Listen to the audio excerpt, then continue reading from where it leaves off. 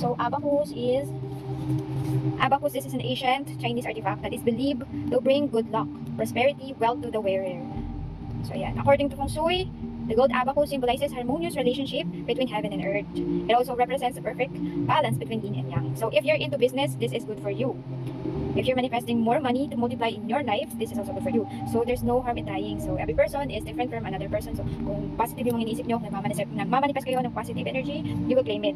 So, ayan guys, mas maganda na may abacus sa bawat bahay kasi observe nyo yung mga tao na, ay, yung mga Chinese yan, di ba? Maraming mayayaman mga Chinese.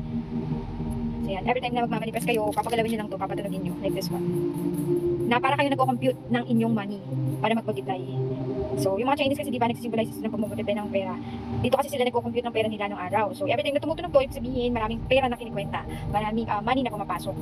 So, yan, kung gusto mong lumaki yung kita mo, every time na walang ginagawa, patulogin mo lang to. Na kunwari, nagbibilang ka ng pera mo, nagbibilang ka ng savings mo or earnings mo.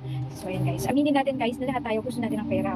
Gusto natin magkaroon naman ng pera. Which is a freedom naman. So, not in a bad way. So, di ba pag may money ka, mabibili mo kung ano yung gusto mo. Kung may pera ka, lahat magagawa mo. So, if you don't have money, limited lang yung mga galaw mo. Limited lang yung pwede mong bilhin. Limited lang yung pwede mong puntahan. So, this is good. There's no harm in trying. That's why I also tried this one. This is a wealth keychain. Pang pagod luck yan. Welcome everyone. You can press the other basket, please. Ayan siya.